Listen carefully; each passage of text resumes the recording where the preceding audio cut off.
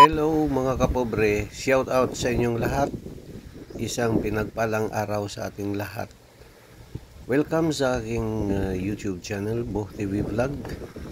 At kung hindi pa kayo nakapag-subscribe, please subscribe, like, share, and kung pwede pakipindot na lang din yung notification bell para lagi kayong updated sa aking mga videos.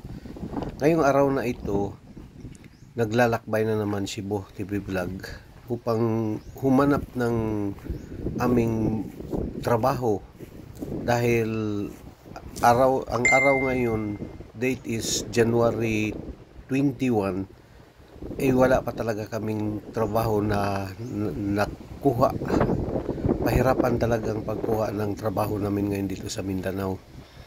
So, nag-travel ako mula sa bayan ko, more than 100 kilometers away, at explore na lang din ito na bigla ko lumating dito sa Diaz or Jose Abad Santos, Davao Occidental.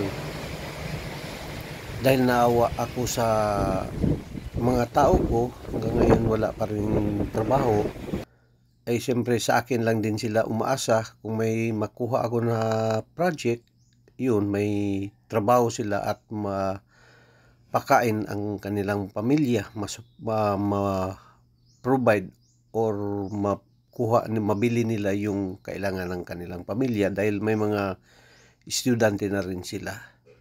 Pero talagang ang hirap ng panahon ngayon. Paano kaya makasurvive ito? Please support sa aking YouTube channel. Baka naman matulungan ninyo ako. Kahit sa pamamagitan lang ng pag-follow ninyo, like and share sa aking YouTube channel.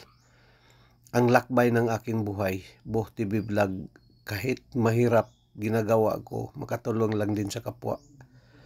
Ito, mahirap pati yung daan, napakahirap ng daan dito. Kung alam ninyo, ang daming landslide nangyari dito last week. Hindi ko alam kasi balita lang naman, ngayon nakita ko talaga dinaanan namin. Ang daming landslide ang nangyari dito sa Davao Occidental.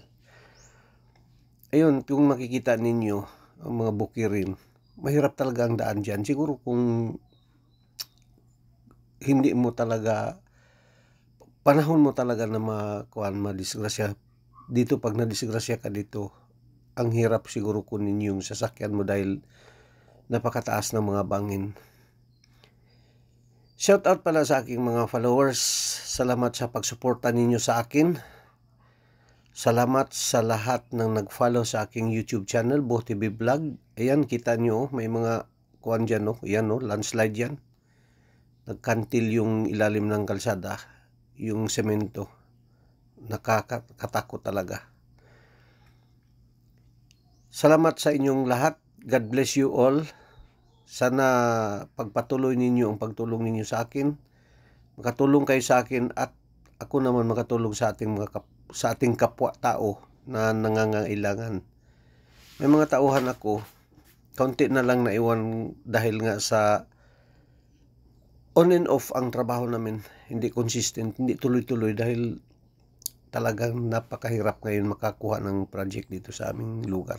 Ito hindi na Davao del Sur, ito Davao Occidental na pumasok na ako dito, pero ewan ko kung makukuha ba ang project. Salamat kung makuha.